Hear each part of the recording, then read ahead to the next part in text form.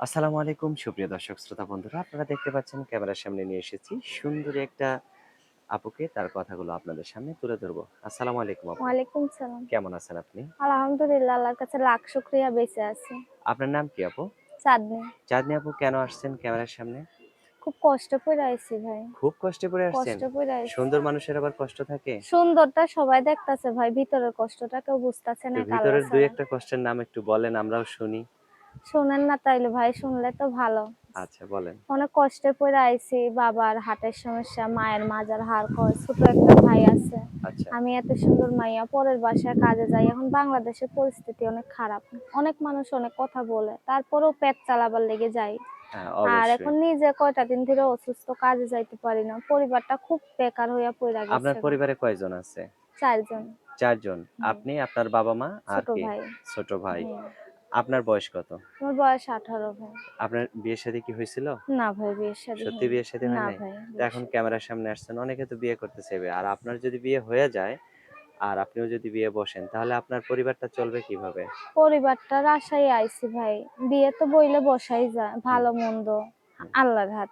হ্যাঁ, এখন আশা নিয়ে আইছি, কোনো ভাই যদি একটু পাশে থেকে বাবাটারে হুম, ছোটখাটো একটা চায়ের দোকান দিয়া দেয়, হুম। তারা সেই কর্মটারে নিয়ে খাইবো, ৩ জন মানুষ চলবো।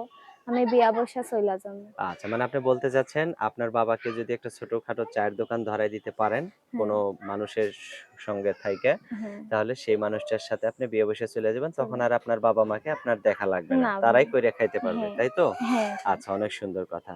তো এখন যদি কোনো লোক আপনাকে বিয়ে করতে চায়, সে যদি আপনাকে ২য় স্ত্রী হিসেবেও রাখতে চায়, আপনি কি থাকবেন? আলহামদুলিল্লাহ, বয়স্ক হোক, কম বয়স হোক, কালো ধলা বিয়া করুক, আমার কোনো আপত্তি নেই। আমার শুধু ২ বেলা ২ মুঠো ডাল ভাতের ব্যবস্থা কইরা দিব। একটু পাশে থাকলেই হইবে। আমি আচ্ছা, একটা গরিব ঘরের মাইয়া, আমি যদি একটু সুখের মুখ দেখি কখনো তারে ছাইড়া যাবো না। সত্যি বলতেছেন তো? সত্যি বলতাছি। আচ্ছা, আপনার যে ফোন নাম্বারটা দিবেন, সেটা কি বাটন ফোনের নাম্বার নাকি ক্যামেরা বাটম সেটের ফোন ভাই, নাম্বার? বাটম ফোন। আগে একটা টাচ ফোন ছিল, বিক্রি কইরা বাবার চিকিৎসা চালাইছি। এখন আচ্ছা। ছোটখাটো একটা বাটাম ফোন আছে, ঠিক মতো চার্জও থাকে না, বন্ধ থাকে। কত ভাইয়ে ফোন দিয়ে অনেক খারাপ মন্তব্য, গালাগালি করে।